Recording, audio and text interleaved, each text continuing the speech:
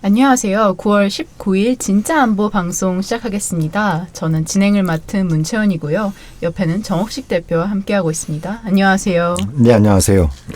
네, 오늘이 9.19 평양 공동선언 1주년이 되는 날이에요. 네, 벌써 그렇게 됐네요. 네, 벌써 시간이 그렇습니다. 네. 그전에는 이제 9.19 그러면 네. 2005년 9월 19일 날 육자회담에서 공동성명을 채택해서 이제 9.19 공동성명이라는 표현을 많이 썼었는데 그걸 뭐 사실상 이제 좀 사문화된 상황에서 작년에 남북 정상회담에서 역사적인 또 9월 19일 날 합의가 이루어졌는데 네. 좀 허망한 것 같아요. 예. 그때 뭐 여러 가지 명장면들이 많이 있었잖아요. 네. 두 정상과 또 여러 수행원들이 쾌청한 백두산 천지에 찾아가서 여러 가지 또 감동적인 장면도 연출을 했었고 그리고 문재인 대통령이 그 능라도 경기장에서 15만 명의 평양 시민들이 가득 찬 가운데 또 연설도 하지 않았습니까? 네. 예. 저 개인적으로는 이제 남북한의 국방 책임자들이 그 이제 군사 분야 합의서에 그 사인하는 서명하는 장면을 문재인 대통령과 김정은 위원장에서 뒤에서 이렇게 흐뭇한 표정으로 바라보던 장면도 상당히 좀 인상 깊었는데 아쉽게도 지금 1년째 되는 오늘 여러 가지 상황 자체가 그때 남북 정상이 다짐했던 결의들 네. 그리고 8천만 이제 이 한반도 주민들이 염원했던 그런 상황과는 좀 많이 동떨어진 것 같아서 네. 좀 아쉬운 생각이 드네요. 네, 뭐 크게 진전이 없기도 했지만 요즘 남북 관계가 또 많이 전에 비해서 안 좋아져가지고 좀 많은 분들이 걱정을 하시는 것 같은데 그래도 좀 긍정적인 점이라고 하면은 북미 간의 실무 협상 의지가 있다라고 하면서 그런 이야기가 좀 솔솔 나오고 있어요. 예, 그 본 방송 주제에 들어가기 전에 네. 우리가 또 우리 청취자 여러분들께 좀 알려드릴 또 공지사항이 있지 않나요? 아, 그렇죠. 9.19 이제 평양 공동선언 1주년이기도 하지만 저희가 10월 2일에 평양 네트워크 몇 년째 되는 이제 20살, 만 20살이 네. 됐죠. 그래서 만 18살이 되는 이제 미디어 협동조합인 그 프레시안과 같이 한반도 평화를 향한 동행이라는 주제로 좀 토론회를 개최할 예정입니다. 네. 그래서 뭐 그 자세한 내용은 어디서 볼 수 있는 거죠? 팟빵 여러분이 듣고 계시는 웹사이트 댓글란을 보시면은 저 문채원이 네. 거기에 공지사항 그리고 팜플렛을 올려두었거든요. 네, 그러니까 네. 팜플렛 확인해 보시고 관심 있으신 분들은 거기 위에 표시된 링크로 들어와서 아주 간단하게 성함만 입력해 주시면은 바로 초대된 것으로 간주하고 예. 저희가 기다리고 있겠습니다. 10월 2일. 그 평화네트워크 홈페이지 peacekorea.org에도 행사 내용 자세히 있으니까요. 좀 많은 분들이 오셔가지고 네. 또 좀 축하도 좀 해주시고 그리고 또 이 자리에는 또 정세현 네. 전 통일부 장관이자 지금 민주평통 수석 부의장을 맡고 계시죠. 또 정세현 전 장관께서 오셔가지고 또 기조연설도 할 예정에 있습니다. 네. 그래서 여러분들 네. 좀 많이 함께 자리해 주시면 좋을 것 같아요. 네. 그리고 초기에 지금은 김종대 의원도 함께 했었잖아요, 방송을. 그랬었죠. 그러니까 예. 저희 초기 애청자라고 하시면은, 오셔서 또 얼굴도 보고 그러면은 좋은. 네, 그렇죠. 네. 김종대 의원도 토론자로 네, 오기 때문에. 오게 되고, 예. 뭐 자세한 내용은 어떤 또 출연진들이 나오시는지 기대해 자세한 주세요. 내용은 네. 우리 홈페이지 또 팟빵 게시판을 참고해 주시면 될 것 같아요. 네. 그럼 오늘 본론으로 들어가 보도록 하겠습니다. 네. 트럼프 대통령이 9월 11일 볼턴 경질 배경을 두고 볼턴이 김정은을 향해 리비아 모델을 언급했을 때 일종의 매우 큰 잘못을 한 것이라며 그것은 네. 좋은 언급이 아니었다라고 평가를 했습니다. 네. 볼턴 경질에 대해서 이야기를 하면서 리비아 모델에 좀 문제점이 있었다. 비판적인 목소리를 낸 건데 뭐 볼턴이 경질된 이후에 그러면 미국 대북 정책이 좀 바뀌게 될까요? 이게 아주 이제 우리가 주목해야 될 부분이겠죠. 네. 그러니까 볼턴을 경질했는데 왜 잘랐냐라고 이제 기자가 물으니까 네. 볼턴이 쓸데없이 김정은한테 뭐 리비아 모델이 어쩌고저쩌고 이렇게 얘기해서 쉽게 말씀드리면 판을 깼다. 네. 그것은 단순히 터프한 문제가 아니라 현명하지 못한 거였다. 이렇게 이제 얘기를 했어요. 그것도 본인의 어떻게 보면 안보 수석 보좌관이라고 할 수 있는 그쵸, 존 꽤 볼턴을 오래 눈에 일했었는데, 두고. 네. 예, 예. 그래서 굉장히 좀 이렇게 흥미로운 부분인데 볼턴 이 경질과 리비아 모델에 대한 비판적인 발언이 트럼프 행정부의 대북 정책의 어떤 변화 가능성을 시사하는 거냐. 네. 아직 구체적으로 드러난 바는 없어요. 네. 아직 구체적으로 드러난 바는 없는데 일단 리비아 모델에 대해서 맹폭을 가한 상황이기 때문에 리비아 모델과는 다른 접근법을 취하겠다라는 가능성을 함축하고 있는 건 분명하다고 할 수 있는 것이죠. 그렇죠. 그동안 해왔던 것들을 비판한 거니까 좀 새롭게 변할 가능성은 있는 거겠네요. 네. 그래서 그러니까 리비아 모델이 뭐냐. 네. 뭐 또 이거 설명하다 보면 이제 일부 방송 다 끝나는데, 네. 그러니까 볼턴이 김정은한테 직접 리비아 모델을 언급한 건지 아니면 이제 작년 1차 북미 정상회담 앞두고 볼턴이 뭐 리비아 모델 이렇게 언급하면서 예? 북한은 북한의 핵무기와 핵수를 다 미국한테 넘겨야 된다. 뭐 이런 네. 요구 막 하고 막 여러 가지 좀 황당한 요구를 하니까 북한이 그에 대해서 맹비난을 가하고 그래서 1차 북미 정상회담이 무산될 뻔한 적이 있었잖아요. 네. 예. 그것을 지칭하는 건지는 좀 불분명해요. 예. 그렇지만 지난 2월 달에 하노이 노딜이 됐던 근본적인 이유가 회담 이틀째 되는 날 트럼프가 김정은한테 노란 봉투를 건넸단 말이에요. 네. 예. 거기에는 이제 트럼프 행정부가 정의한 비핵화 정의가 담겨 있었는데 그걸 주도했던 사람이 바로 존 볼턴입니다. 네. 예. 그리고 그 문서에는 리비아 모델이 거의 고스란히 담겼어요. 그러니까 첫 번째는 북한이 포기해야 될 거는 핵뿐만 아니라 생화학 무기와 탄도미사일 네. 이어야 되고 그리고 또 두 번째는 북한이 핵무기와 핵물질은 미국한테 반출해야 되고 네.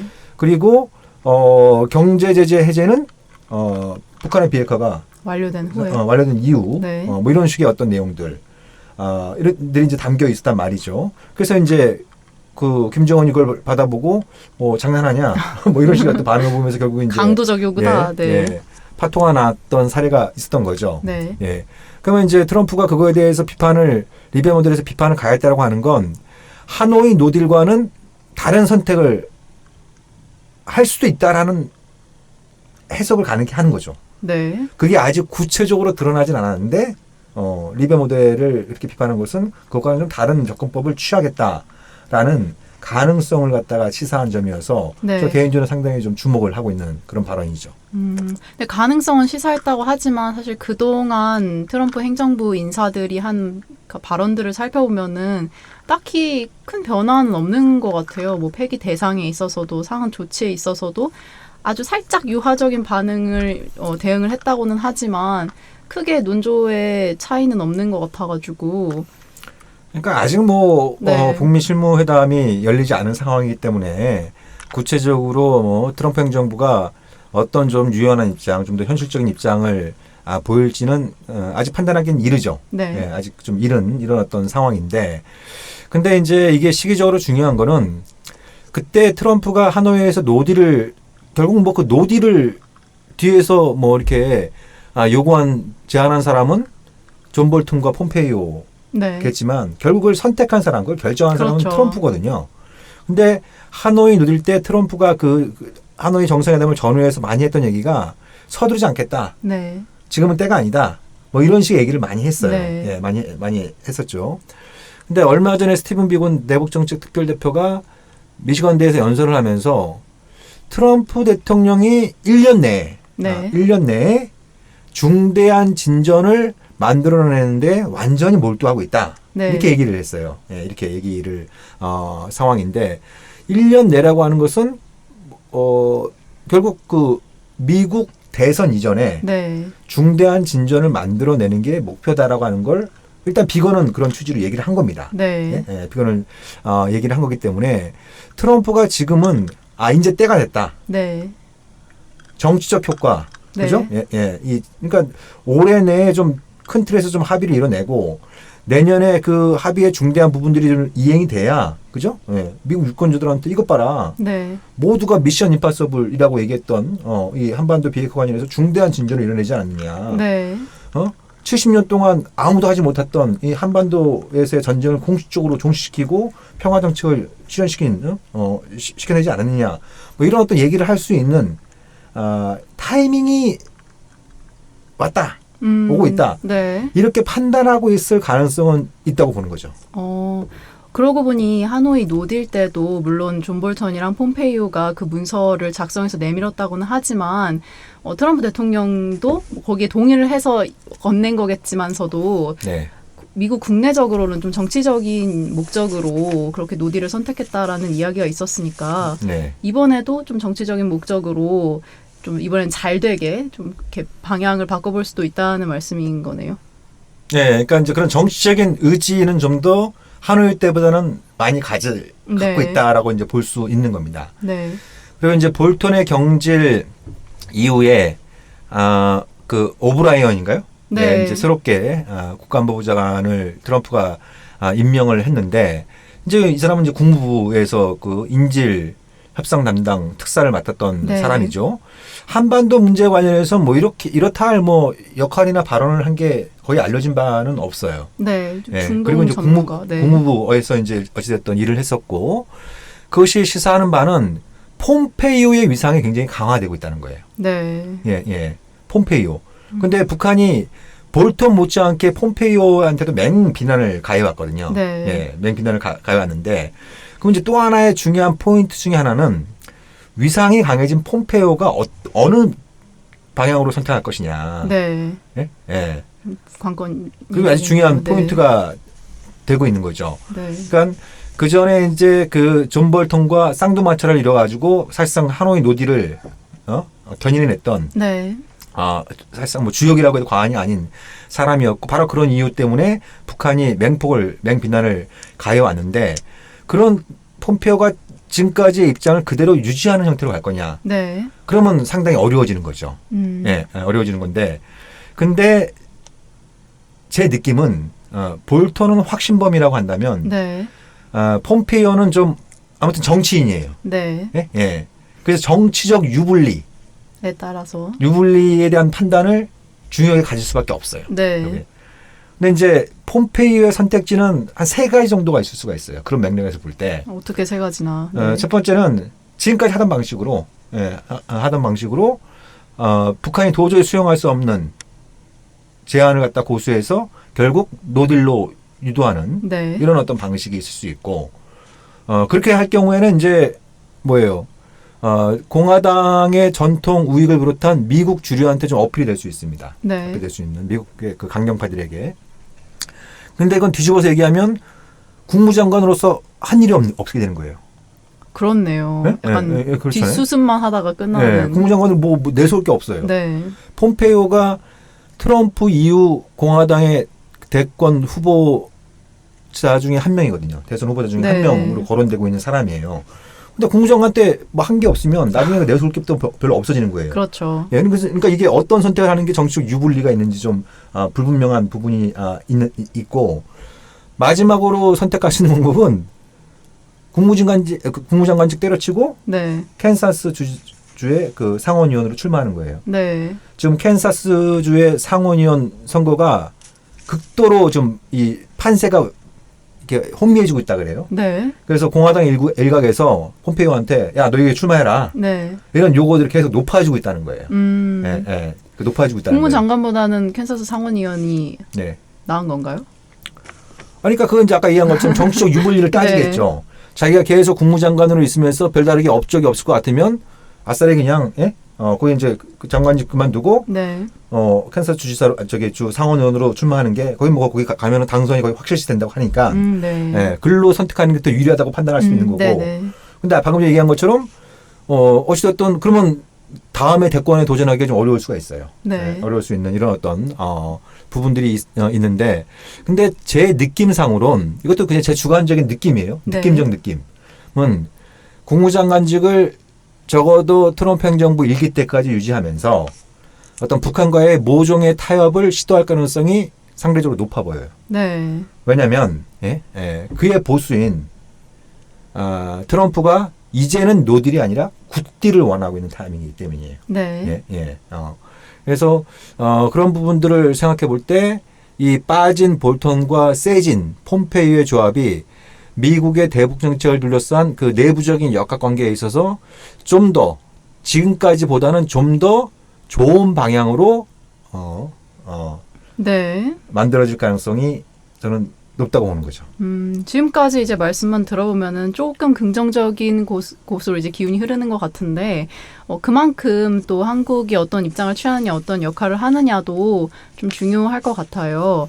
문재인 대통령이 다음 주 유엔 총회 참석 및 한미 정상회담을 앞두고 있잖아요. 네. 한미 간에 또 많은 일들이 있어서 의제가 상당히 많을 것 같긴 한데, 그 많은 의제 속에서 조금 비핵화 뭐 한반도 평화 프로세스에 집중해서 이야기할 수 있을지가 좀 궁금하더라고요. 트럼프의 우선 관심사는 무기 더 파는 거하고 네. 방위 분담금 올리는 거겠죠. 그렇죠. 네. 그러니까 예를 들면 작년처럼 남북 정상회담도 열리고 남북 대화가 긴밀하게 되는 구조로 간다면 트럼프로서는 문 대통령의 어떤 입장이나 생각, 그죠? 네. 또 그걸 통한 문 대통령을 통한 북한의 메시지 이런 것들을 좀 들을 필요가 있다고 느낄지 모르겠지만 지금은 남북 대화는 사실상 이제 단절된 상태고, 네. 그죠? 단절된 상태고 북미 간에는 바로 직방으로 해서 뭐 실무회담 하느니 그리고 뭐 계속 이제 그 친서도 편지도 주고받고 있는 이런 어떤 관계니까 네. 메신저 혹은 중재자 혹은 촉진자로서의 문재인 정부의 위상이 많이 지금 떨어진 상황이에요. 네. 냉정하게 본다면, 그게 좀 많이 안타깝지만 그게 지금 냉정한 현실이에요. 네. 근데 이게 지금 중요한 건 뭐냐면 제가 방금 전에는 좀 이렇게 좀 희망적인 이런 어떤 취지를 말씀드렸습니다만 이게 그런 겁니다. 예를 들면 트럼프한테 굿딜은 네. 김정은한테는 배드딜이 될 가능성이 높아요. 그렇죠. 그죠? 본인이 많이 갖고 상대한테 그러니까 조금 이게 밀당을 하다 보면 네. 트럼프가 더 많이 가져가려면 가져갈수록 뭐예요? 김정은 입장에선 쉽게 받아들이지 못할 거예요. 네. 그 반대도 마찬가지예요. 네. 반대도 마찬가지인 상황이에요. 그러니까 예를 들면 그런 거죠. 방금 얘기한 것처럼 미국이 초기에 내세운 하노이 때를 포함한 지금까지 내세웠던 거는 핵뿐만 아니라 생화학무기, 탄도미사일도 다 폐기해라. 네. 만약에 그걸 받아낼 수 있으면 그러면 이게 속된 말로 대박 터지는 거죠. 네. 그죠? 대선을 앞두고 대박 터지는 건데 근데 이건 북한이 절대로 수용할 수 없는 방법이라는 거예요. 그렇죠. 네. 그렇단 말이에요. 그러면 그럼 미국이 이제 좀 더 현실적인 수준으로 좀 그 요구 사항을 좀 낮춰서 그럼 북핵 폐기에 집중하자라고 네. 이렇게 하더라도 결국 그 트럼프 입장에서는 단순히 북핵 동결 차원이 아니라 비핵화의 핵심이라고 할 수 있는 핵물질, 핵무기 이 폐기가 본격적으로 진행되는 프로세스를 원하게 될 거 아니에요. 네. 그래야 이게 굿딜이 되는 거죠. 이제 트럼프 입장에선. 근데 김정은 입장에서는 이게 북미 관계나 한반도 정세가 앞으로 어떻게 전개될지 모르는 네. 이런 상황에서 이 핵무기와 핵물질 폐기는 가장 마지막 단계로 미뤄두려고 할 거예요. 네. 그러니까 트럼프가 빨리 하자고 하면 할수록 김정은 입장에선 늦게 하고 싶어 하는 거예요. 이게 이제 일종의 이제 협상에 이제 이 게임의 법칙인 것처럼 이렇게 진행되어 왔기 때문에 이 속에서 문재인 정부가 어떤 역할을 할 것이냐. 네. 이게 굉장히 중요한 포인트가 돼가고 있는 거죠. 네.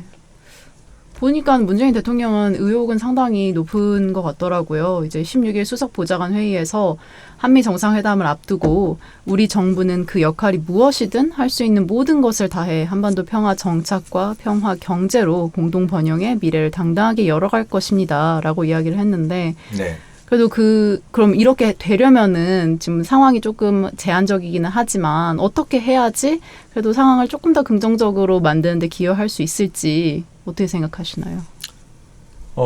이게 이제 그 9월 23일 날 한미 정상회담이 예정돼 있다고 해요. 네. 아마 길지는 않을 겁니다. 네. 정상회담 시간이 길지는 않을 거예요. 그리고 방금 전에 얘기한 것처럼 그 트럼프는 어찌됐든 최대한 좀 돈을 뜯어내는데 이제 관심을 가질 가능성이 높은데 그럼 그 얘기가 다 끝날 수도 있어요. 그렇죠. 그래서 이 의제를 선점하는 게 굉장히 중요합니다. 네. 의제를 선점하는 걸 굉장히 중요합니다. 트럼프가 그런 얘기를 꺼내더라도 그거는 이제 실무 협상, 한미 간의 실무 회의를 통해서 상식적인 수준에서 협상을 해 나가고 지금 정상회담에 초점을 맞춰야 될 것은 이 한반도 평화와 비핵화 프로세스를 어떻게 가져갈 것이냐. 네. 여기에 초점을 맞추자. 네. 이렇게 좀 얘기를 하면서 대안을 제시를 해야 됩니다. 지금 네. 그 상황에서 북미 협상 관련해서 몇 가지 중요한 대안을 좀 제시를 해야 된다고 보는 거죠.